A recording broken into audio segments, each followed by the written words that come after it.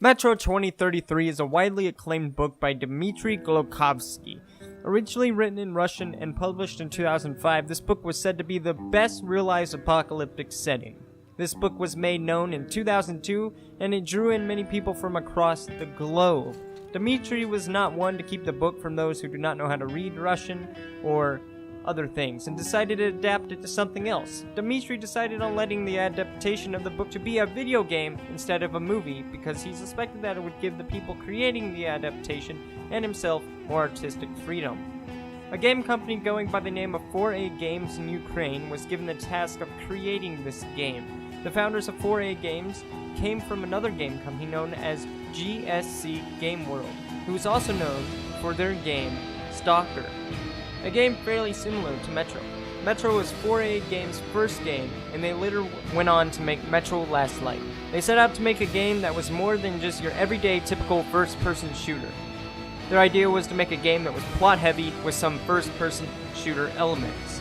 They wanted to have a specific pacing that set the game apart from many other games. The shooting parts are there, of course, and that is something that is noticeable. But I also noticed some parts of the game where you hardly shoot things or you don't shoot things at all. They used the same couple of character models for the mutants, but it was used so wisely that it didn't detract from the game at all. Dmitry has been a gamer since the age of 12 and decided to oversee the project and give his 2 cents when he needed to. When asked about what they thought of multiplayer, they responded with, "There's no multiplayer in the book." They instead decided that the replayability of the game relied on the alternate endings, different experiences with the game, atmosphere, and the many secrets littered throughout the Metro. Metro is about experiencing a whole new universe and world inside a small Metro. It was about getting invested into this world and listening to all it had to offer. If you were shooting your way through that world, then you would miss the universe. The game follows a man known as Artyom. He does not talk much, but he knows how to fight. One day he gets word that the Dark Ones are becoming a huge threat to his station in the Metro. A person known as Hunter gives him his dog tag and sends him on a mission to Polis in order to get support for his station. This game goes beyond this plot and evolves into something truly amazing, something to experience for yourself. The game's ending revolves on the simple and large choices you make throughout the game. Being a good-hearted, non-greedy person will get you through the game pretty alright, but the true challenge lies in the enemies. Once sneaking up on an enemy, the game promptly presents you with 2 options, to kill or simply knock out the person in front of you. Stealth is a large part of this game, and you can go through this game without killing anyone. You only have to kill a certain couple of people in a part that you actually need to. Otherwise, you don't have to kill a single person. You come across 2 main groups of people that you have to fight in the end. These are bandits and Nazis. Some ideology never dies, even after a nuclear holocaust. You have an arsenal of weapons built after the war in order to fight with. Ammo is scarce and needs to be used carefully. You must maintain your equipment. It does not automatically keep your flamethrower up and running. You need to go into a special menu to do it. This is also the same for your light. It seems like a lot at first, but you eventually get the hang of it. I never did find the bow and arrow, which actually is a crossbow, but I never found that. And there are weapons that you won't find in the Metro. It's part of the game, going through and finding the extra things that are hidden. And that's what makes this game great. The whole idea for the story came from Dmitry's childhood walks. While walking home from school, he walked through the Metro and realized that it was the largest nuclear bunker in the world. He realized that it was actually made to protect people from a nuclear holocaust and came up with a world where such a thing happened and the aftermath that followed. After the game was finished, they released it to the public in 2010 with the English translated version to go along with it. Many other translations of the games came with many special things, such as their own translated books and more collectibles. The game was very well received, and it has gone on to be a classic among gaming.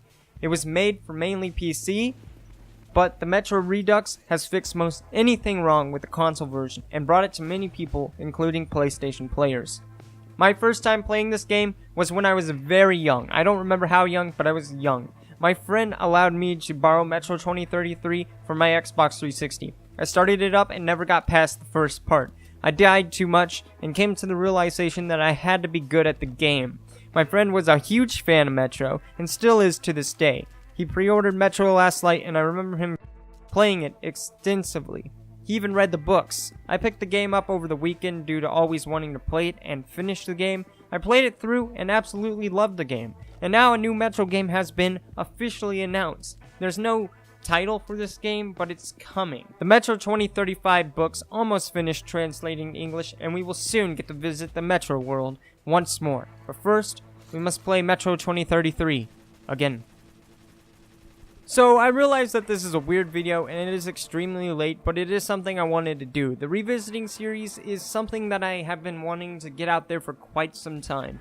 It is a series where I go around and gather information on good and bad games and explain what they could have been, or what makes them great, and what makes them bad. There are some highly underrated games in this world of gaming that I want to bring the light to, and I thought that pushing this series out there with Metro was a good idea. It's a great game that many people love, and I suspect that there's no hate toward it, and it's not very underrated, but it is something I wanted to cover due to the new Metro game coming out. I wanted to tell you guys why this game got made, why this book got made into a video game, because I've had my friends, when I tell them about Metro, they've asked me, why a video game, not a movie? That makes no sense. And I wanted to get this out there to tell people exactly what everything is and why it is. So thank you for watching, and if you liked this video, click that like button gently. If you didn't like this video, leave me a comment, tell me how I could do better. Feedback is always appreciated, especially on this new series.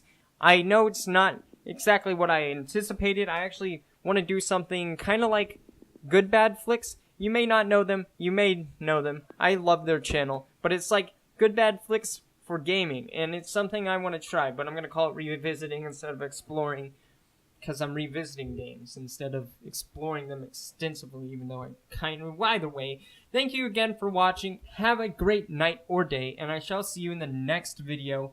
Stay awesome.